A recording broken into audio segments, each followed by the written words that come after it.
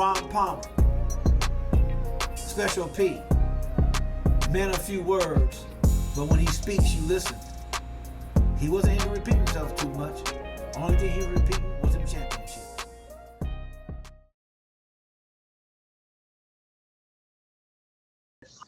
And I always say that you, not only do you have to be good, you have to be lucky.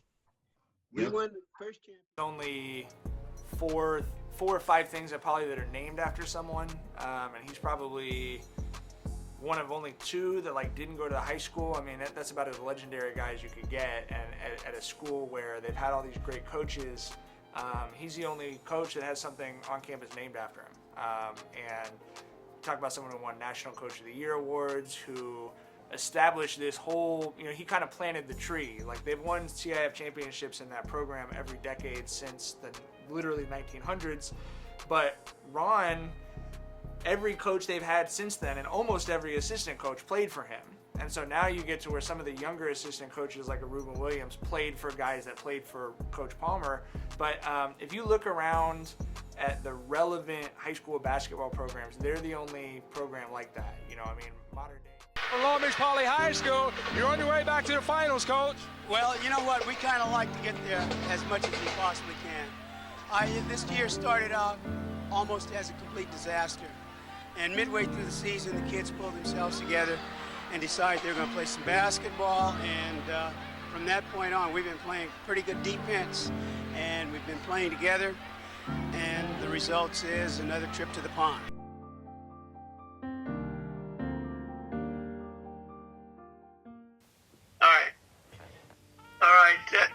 I think what I want to do is set the stage for basketball. Okay. In those days compared to what the basketball scene is right now.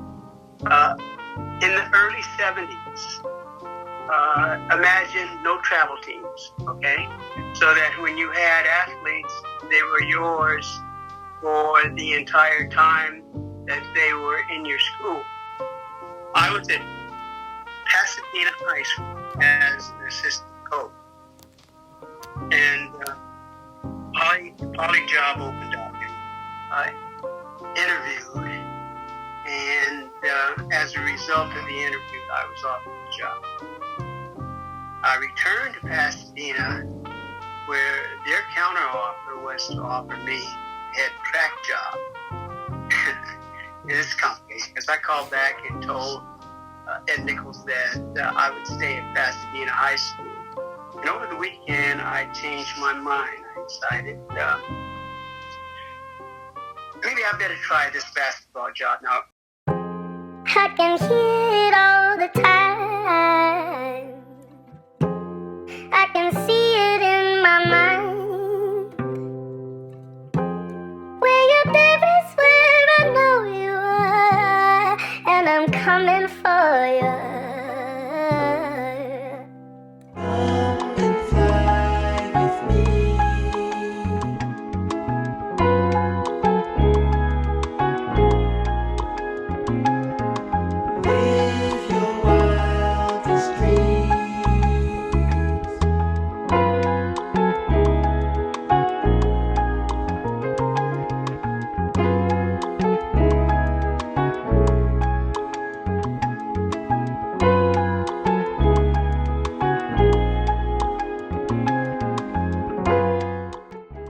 Now, I first met Ron when they announced that they were hiring the first African-American basketball coach at Long Beach Poly. It was in the newspaper.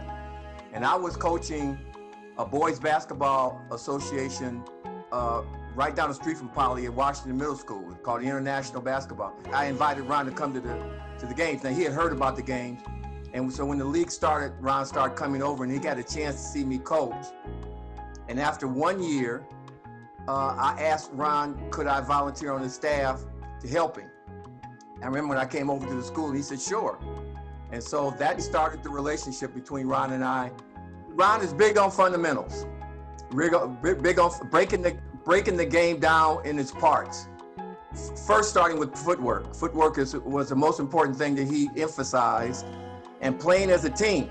Now we have some very talented players, and African-American players were noted to just run up and down the court and throw the ball up. We may have faced a team that maybe was more athletic than us, but we beat them because of our fundamentals. Hey, we iron home just how we're supposed to do stuff. Footwork, how you're supposed to dribble the basketball, how you're supposed to chin the basketball. I remember coming in as a freshman, like, thinking that things were going to be kind of like you think in middle school it's going to be easy. And coach knows what the position is about and how he wants his guards to play. So I think the biggest thing that I took from playing from coach and his style is discipline.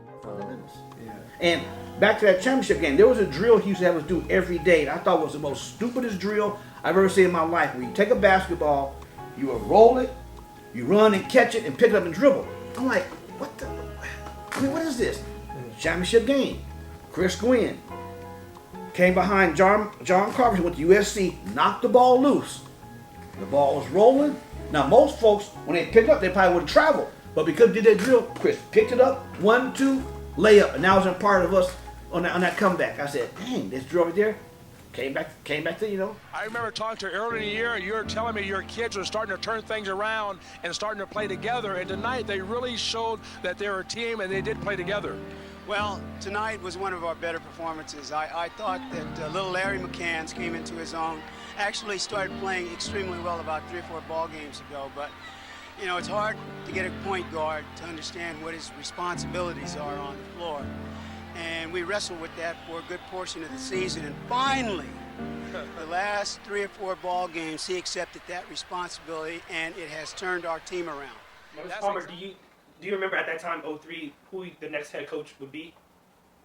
Between Sharrief and James McDonald. Right before he retired, the last time, I went to a game, and I saw Sharrief was sitting on the bench. And I says, oh, Coach is getting Doc ready to take over. So I called Doc on the phone and go, hey man, I was at the game last night. He getting you ready. He, what you talking about, Ack? I says, when they offer you the job, I'm available. I want to help you out. I said, because I know what needs to go on besides the X and O's.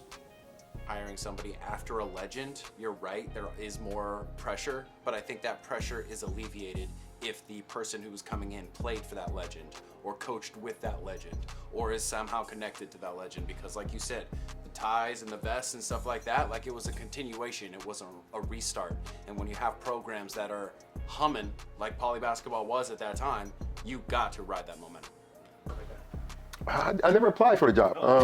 Like I said, I think I was telling the story. I thought coach was going to be there forever, and I found that. Well, I kind of knew, but they announced it at coach's retirement party. And you know, one thing about it is it's not something that you can turn down, even if I didn't want to be the coach. You know, I played there. I've been a part of the program from the time I was a child to adulthood. So it was more like my responsibility, and I felt like coach was leaving it in my hands, and it was a huge responsibility on my part to take over the program and to keep it at the standard that he had left it to me.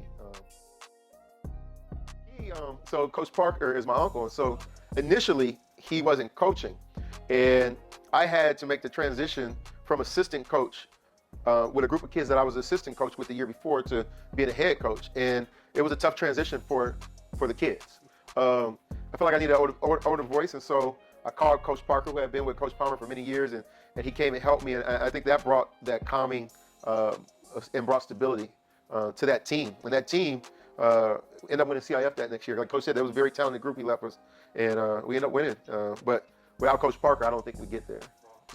When you talk about having alumni of the school as coaches, those are the things that are valuable, because the kid's going to listen to that. Like, they're not going to listen to some dude from Orange County who just got hired. You know what I mean? Like, they're going to listen to it because he knows he's talking about the same street. He's talking about the same intersection. You know what I mean? I think the biggest thing for Sharrief is there's a stretch there where the talent in the city kind of got away from the school a little bit. And Sharrief, because he was an alum, because of the quality of the assistant coaches he had, was able to convince a group of players with Alex Carmen and Ryan Anderson and Alexis Moore and Rashawn Prince and Chris Camper. You know, 3 of those guys' dads won CIF Championships. I mean, this is a historic group of kids, and he was able to convince their parents, hey, this is still sort of the Coach P way, we still do it the Poly way. and he was able to kind of restart that. And if you look at it since then, since that group came in, I think they've lost 3 games in league. You know what I mean? Maybe 4 games in league. I mean, it's been a pretty unbroken run of success for the last 10 or 11 years for that program. If I'm hard on you, if I'm telling you don't do that, do this, because this is why, and this is what you get when you sacrifice. This is what you get when you play as a team. All right, 1, 2, 3, 4, 5, 6, 7, 8, 9, 5. 5 guys, really a great group of athletes. Ernest Petway going to Villanova on a football scholarship, and Alex Carmen still fielding offers right now. He's got some coming in from Montana State, Hawaii, etc. And then Alexis Moore here getting clowned by his boys. He'll be headed to USC to run the point next year. And then Ryan Anderson, the Big Easy, gonna ease his way to the East Coast, play for Boston College. And of course, Chris, the ham camper. Here's a look at your class of 2011.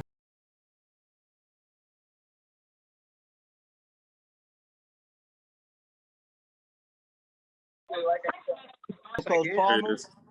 What's up, Coach? Hey. What's up? How you guys doing? The gold standard, the gold standard himself.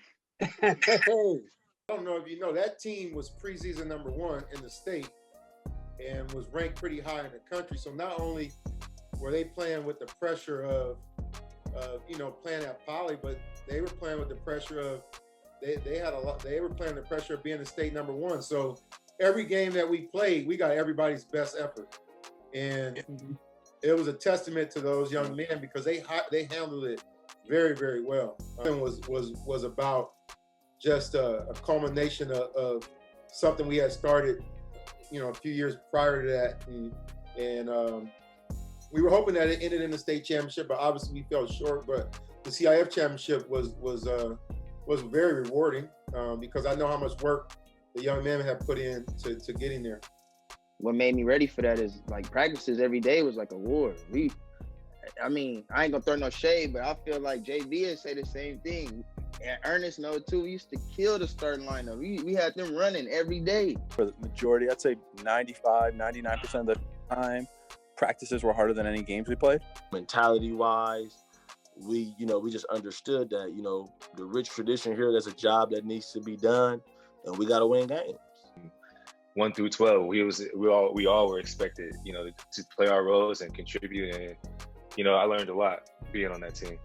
And accountability. I feel like that's probably the biggest thing I took from playing under Sharrief. Like when Sharrief says, we're #1 team and, top 5 in the country or whatever we were at one point and all this stuff.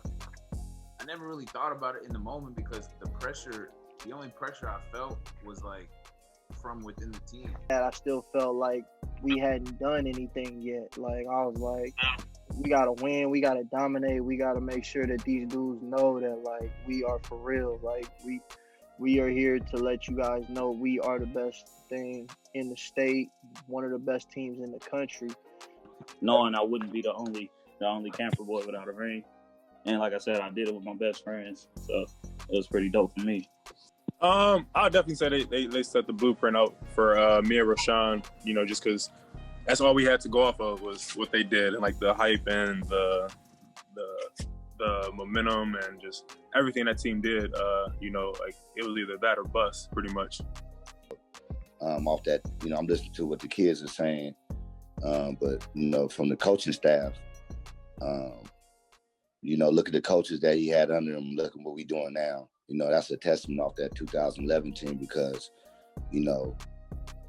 one thing I learned from Sharrief, we had practice at 7 in the morning, he there at 6:15, head in the books and the film, and, I learned a lot from that. If you teach the basics, you build on that. And young men, you guys, if you learn from Sharrief, you probably could be good coaches yourself. That's it.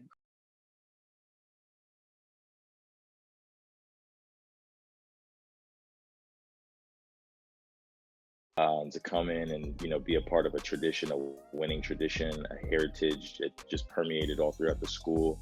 But specifically, like with Coach Palmer, You know, going into the school my freshman year, I didn't really know too much about him other than the fact that, you know, his name was on the building. He obviously was the winningest coach in, you know, Poly's history, one of the winningest in the country at the time. But once you got there and like once you embedded yourself in the program, you really got to see kind of the foundation that he laid, and where Coach Metoyer basically picked up and kind of ran with it. As a tool to help young people reach their goals in life. And so I'm just forever indebted to Coach and to the school and to the kids that I have an opportunity to coach, that now I'm talking to some of them realizing they're 28 years old. I guarantee you that's how a coach feels when he looks at all this gray hair on my beard, Coach. I'm 26. 26. Oh, okay.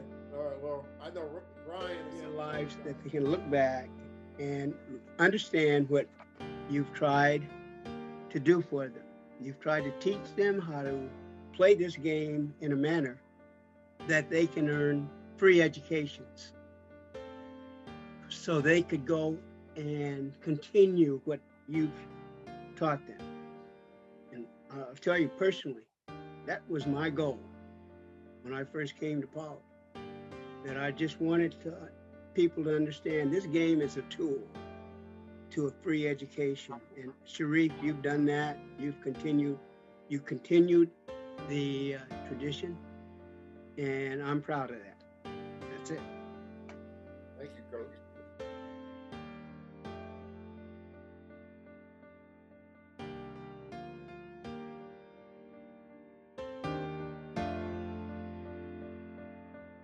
California, it's the SoCal Regional Semifinal, Poly at Mater Dei. Always so many storylines in this rivalry, but this one, Cameron Chapman, the hashtag free Cam shirts, Chapman ruled ineligible, will become ineligible on Saturday if Poly can win this game and get there. So obviously they want to play for their soon-to-be teammate, hopefully, but it would be his last. Yeah, difficult night for Prince and Poly fans. He fouls out in the fourth, shakes hands with all of his teammates. Johnson gives him some love. 25-11. He finishes with 2,049 career points. Incredible stuff, and obviously the crowd with an extended standing ovation. Extended also for this senior class, which has done so much. Jordan Bell also fouled out of the game. Obviously, a lot to appreciate there. And then all hell breaks loose. Cameron Chapman comes to check in. That very player we had mentioned has been ruled ineligible. He is inserted into this game, and we're going to have to wait and see what happens there. But even... You know, Sharrief got in trouble that 1 year. So he was suspended for a year. I was a JV coach. I planned on being a JV coach at Poly as long as they want me there. You know what I mean? Being the varsity coach wasn't like something I was intending to be. I was happy where I was at being there. But he got in trouble that year, so he had to sit out for a year. And he asked me would I take the program over, and I was just looking to continue what he was doing and Coach Palmer was doing, and he was gonna get it back the following year. You know, that was my whole plan the whole time. But you know, him being away, he kind of got burnt out, I guess. So he decided to step away. And after I did it that year and won CIF, it was just kind of, you know, just give it to me. So that's kind of how I got it. It wasn't you know, they were grooming me or nothing like that. Like, you know, I was just a JV coach and was planning on being a JV coach for the next 20 years. Just a situation that rises the way it did, and I just happened to be ready, and I ain't looked back since. Yeah. Well, was there any pressure going into that role? Knowing Hell yeah. Like, my biggest fear is I don't want to be in the store and it's a kid in line, and he tugging on his mama coat, be like, hey, mom, that's the coach that messed up the Poly basketball program. Like, I live in Long Beach. I walk around. I'm around this. This is my city. Like, I wanted to keep the tradition going the way it is. And so and our tradition is very good. So, I mean, it's pressure every time we play a game, you know what I mean? But we're ready and stuff like that. I accept it. But, man, hell yeah, it's pressure. I mean, you know, it's pride. You know, when Sharrief stepped down, you know, I can remember the day we were in there practicing. He came back. He walked in the gym, walked through on the left side, came through, walked out, came to me and said, I'm done. I said, you are? He goes, I came back to see, and when I walked in the gym, if I'm going to feel something, he goes, I'm done, and it's in good hands. He goes, y'all got it. Wow. And see, when I heard that he was going to be suspended, he told me that Shelton was going to take over, I'm like, okay, and I knew who Shelton was. But, you know, I was like, well, Doc, unless he tells me to get lost, I'm staying. I said, because I got to make sure that things we done worked on stays the same, because in my opinion, there's poly people and then there's poly people. Okay, I'm a poly meaning like this. That's my community. I take this seriously, and I understand we're ambassadors for the city. So when I start being around Shelton, I'm talking to him and da da da. So when one day we're at his house at the clear blue, he just sitting there quiet. He says, "Hey, Ad, let me tell you something." He goes, "I'm not gonna be the guy that in the store when they say that's the one." When he said that, I says, "We all in, we all in," and then it's just been the transition has just been so easy, because when you understand what you're doing, it's not like you got to try to do it. It's in you to do it. You know what I'm saying? And we understand right now, he's the gatekeeper of the program. I'm his assistant. So until they tell us, thank you guys, or that's what we'll be doing. Just point out, like, Sharrief and Shelton are fun. they're like two of the most fun guys you'll be around. I've gotten to travel with that team. I would put the assistant coaches they've had there, John Atkinson and AJ Diggs and some of those guys, like, if you get on a bus with the poly basketball team, you are gonna have a great day. Like, Shell and Sharrief do really personify that poly swag, because, they show up and they're professional, they got their vests and their ties on, and they're like, it's business, it's business between the lines, and they take that so very seriously, and they demand the best out of their players, and they get the best out of their players in a lot of cases. So what have you taken from his philosophy and put it into your coaching style? What have we taken? Yeah. Everything. I'm same plays we ran. I run green gold. I run triangle. I do the same press break. I run a lot of the same drills. So I mean, I've added some of my own stuff, but I've taken everything that I learned from him and I apply it now because it worked, and why change it?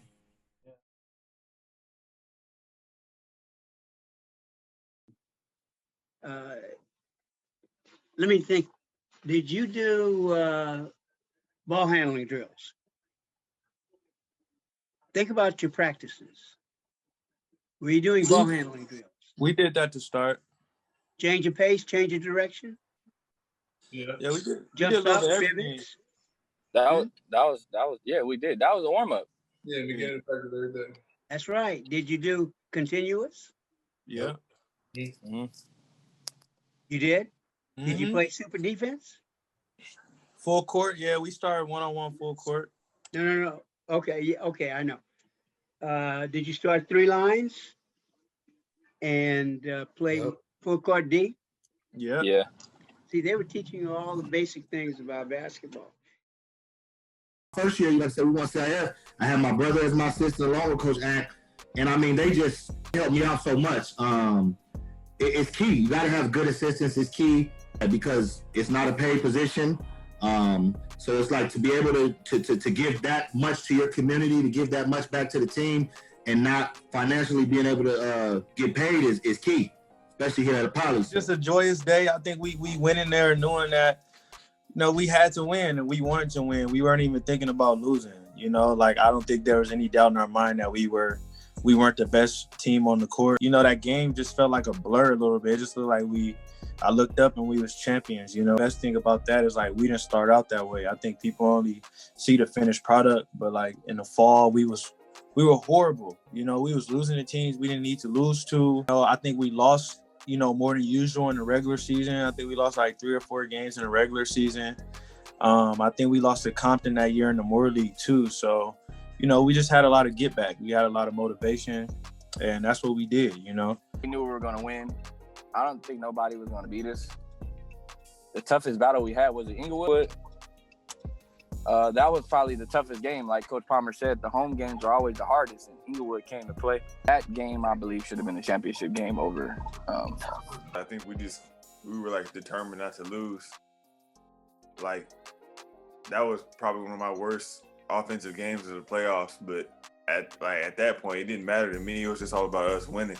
So like the championship game was just honestly fun to me. It was I enjoyed it. It's probably one of the funnest games that I've ever played basketball with a group of guys. Because like I said, afterwards it was just pure joy, Like it was like, yo, like we did this as a team. Like that was one of the happiest times of my high school career, was winning the championship with these group of guys. because we were so close with one another, like on and off the floor. It was always fun. This is like one of the funniest teams I've been a part of too. So, you know, these are my brothers for life. After Mr. Palmer has won the CIF championship, and you're part of that.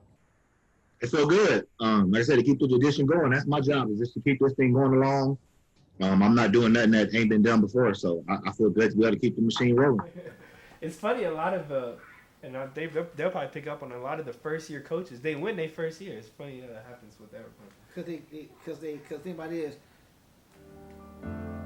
even when it appears our cabinet is empty, it's not.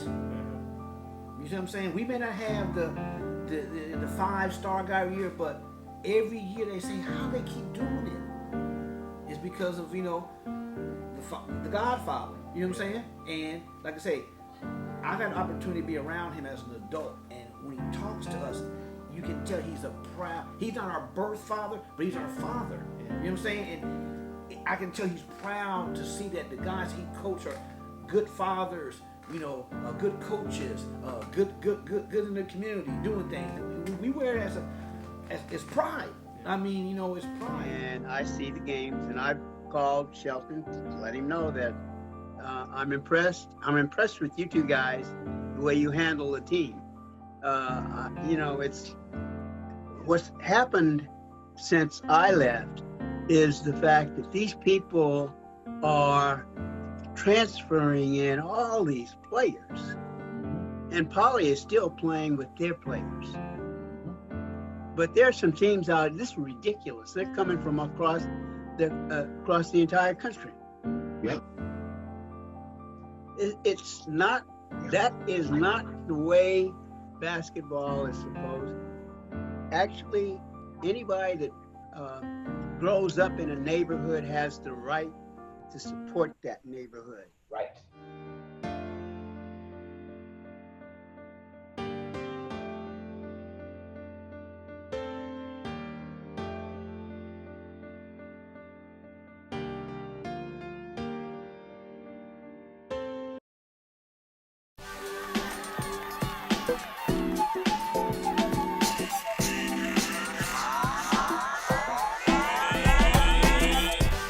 Would you like to sponsor an inner city, middle school age boy or girl to a summer basketball and academic camp here at Cal State Long Beach?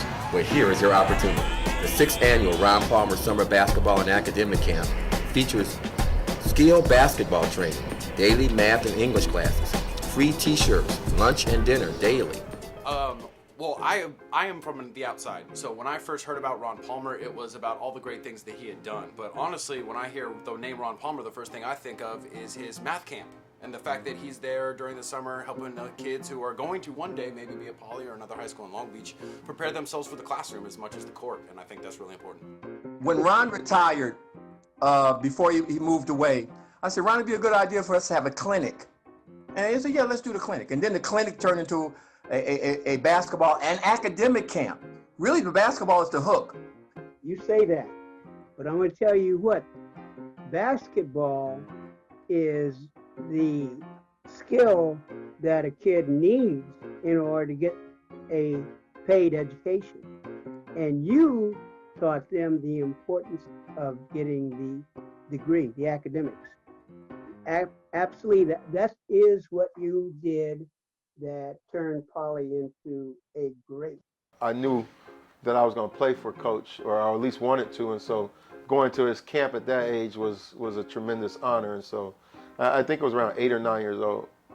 Connected with the community, just getting closer to the community, and just that community service that, you know, you look back and it helps mold you and helps build relationships, and it helps you, you know, care about somebody other than yourself. And then I actually had the opportunity to work, like, you know, the Palmer camp, a couple of summer camps. So got to develop a relationship with him over time, and just seeing his work ethic, his dedication to the game and to the youth who wanted to learn how to play the game the right way was amazing. So I think kind of that foundation that he laid really inspired me, one, and then also led to a lot of the success that we ultimately achieved on and off the court. When you get at our age, we understand that education is so vitally important. The ability to learn, learning how to learn, that gets you further. Now, the game of basketball is great, but a person learning how to learn academically as well as life experiences is what me and Ron has always been about. Any especially African American coach, any inner city coach, if they're not about that, then they're not about anything. That sums up what we were trying to accomplish at Poly, because we didn't want kids to come play basketball just to be playing basketball. Never thought or felt that basketball was, if you had the talent, was a skill that you needed to waste. You needed to use it to get the education. Team like this, you just sit back and watch them play ball games, because you never know what's going to happen until the end of the game. You know, you're exactly right. You don't say very much out there. There are kids I know, they know your stance when you look at them, but I thought all three of those kids played really well, and I was telling Willie Badilla, when the season starts, I think you put the final on your schedule. Hey, I'd love to do that every year, but it's hard to get here. It's not easy.